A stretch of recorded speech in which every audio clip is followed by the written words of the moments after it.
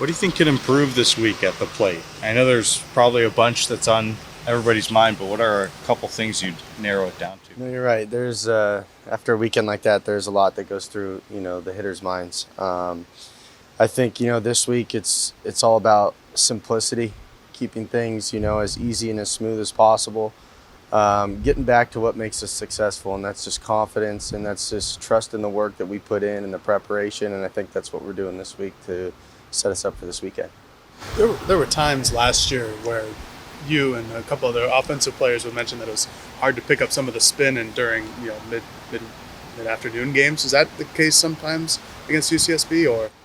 No, I thought I'll just tip my cap and give credit to where it's due. I thought they pitched really well. I thought they had elite arms all weekend, and I thought they put out their best performance, and we didn't match it. And I think there's really no way to hide around that one.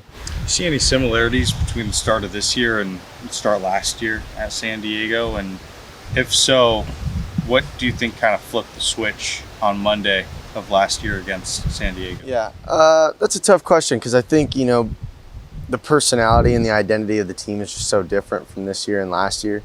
I think really goes back to my first answer of when we really started to flip it as a team is when we really started to trust the preparation and trust all the time and all the effort that goes into practice and getting better. And once we can build that connection as a team and make that moving forward, I think momentum starts to pick up.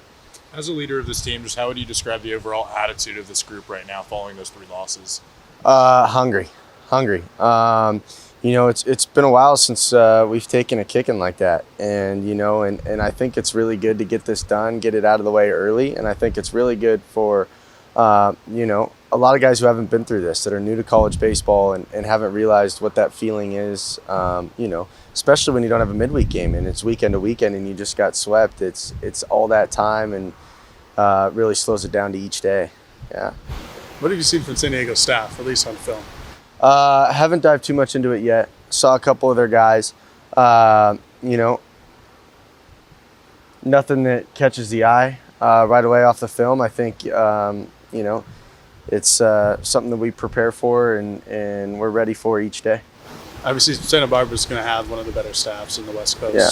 But what exactly was it that they did so well against you guys to neutralize your bats? Yeah, I mean, they just executed a plan really well. They were able to expand the zone. They were able to, keep pitchers down in the zone. They were able to, it seemed like every one of them was able to mix, a couple different pitches for strikes. And when you do that, it's tough to hit anybody.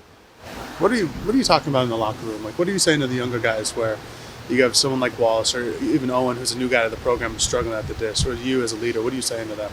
I mean, honestly, right now, that's a great question. Right now, I really just trying to get back to the basics of everything for everybody. Really just understanding why we're here, why we play this game, and how fortunate we are to wear these colors and do what we do, and hoping that, as guys realize that and pick up a little more purpose, the performance gets a little better as well.